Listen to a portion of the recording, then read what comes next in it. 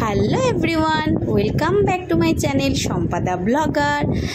তোমরা সবাই কেমন আছো? আশা করি তোমরা সবাই ভালো আছো। আমিও তোমাদের আশীর্বাদে খুব ভালো আছি। তো আমাদের রোজকার একটাই রুটিন, আমরা কি রান্না করব। তো চলো ওই নিয়ে আমি একটা ভিডিও তোমাদের সাথে শেয়ার করেছি। আশা করি তোমাদের ভিডিওটা ভালো লাগবে, প্লাস কাজে লাগবে। কিন্তু স্কিপ করো না, স্কিপ করলে কোনো কাজেই লাগবে না। আমি কাঁচকলার চোখলা মোটা করে কেটে আলু ভাজার মতন ঝিরিঝিরি করে কেটে আমি একটা সিটি মেরে নিয়েছি। তোমরা সিটি না মারলেও বাটিতে সিদ্ধ করে নিতে পারো। করে ঝুড়িতে জলটা ঝরিয়ে ঠান্ডা করে আমি একটু চটকেছি, যাতে জিনিসটা একটু মজে যায়। তারপর যথাযথ আলু ভাজা কেটেছি। কেটে তেলের মধ্যে আমি তেজপাতা, সাদা জিরে, শুকনো লঙ্কা দিয়ে ফোড়ন দিয়ে আমি আলুটাকে দিয়ে দিয়েছি। কিন্তু যথাযথ আলুটা আমাকে ভাজতে হবে। তা আমি কি করি, ভাজার সময় নুন হলুদ তো দিয়েই দিয়েছি, তা আমি একটু ঢাকা দিয়ে ভাজি। তাহলে কি হয়, জিনিসটা তাড়াতাড়ি মজে যায়। তো যাই হোক, মজে গেছে। তারপরে ওই চটকানো যে কাঁচকলা, যেটা আমি সিদ্ধ করে রেখেছি ঝুড়ির মধ্যে জল ঝরানো, সেটা আমি কড়াইতে দিয়ে দিয়েছি। যথাযথ আমি গ্যাস কমিয়ে দিয়েছি, কিন্তু সিম করে রেখেছি। তারপরে আস্তে আস্তে আমি কাঁচা লঙ্কা কাঁচি দিয়ে কাটলাম ছিঁড়ে।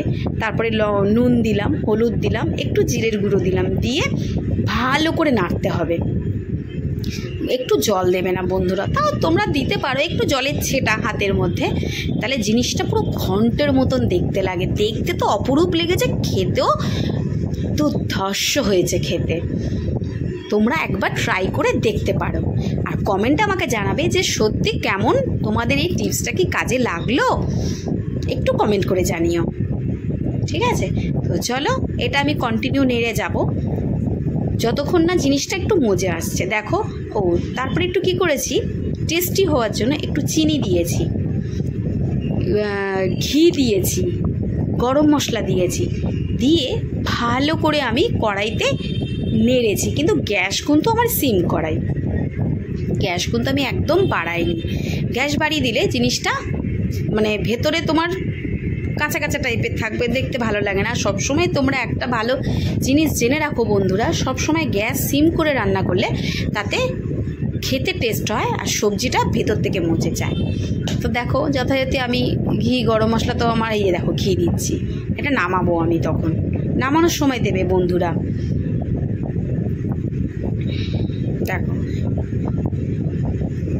ঘি গরম মশলা দিয়ে আমি জিনিসটাকে নামিয়ে দেবো। পুরো ঘন্ট যাকে বলে, মানে ওরকম টাইপেরই হয়ে যায়। আমরা মোচার ঘন্ট খেয়েছি, ভাড়ালির ঘন্ট খেয়েছি। এই ঘন্টটা আশা করি তোমরা জানি না করেছো কি না, তবে দেখো একবার ট্রাই করে দেখতে পারো, আশা করি ভালোও লাগবে। তোমরা বলবে যে সত্যি তো টিপসটা তো ভালো কাজে লাগলো। আসলে রোজকার কী রান্না করব, তাই চলো এই কাঁচকলার চোখলা দিয়ে একটা রেসিপি হয়ে গেল, একটা রেসিপি বেড়েও গেল, একটা তরকারিও বেড়ে গেল, খাবারও একটা তরিজুত হয়ে গেল। তাই না?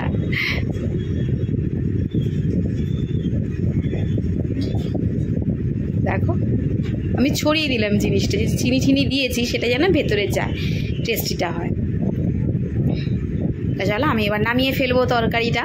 কি রান্না করেছি দেখ, আলু পটলের তরকারি, ডাল,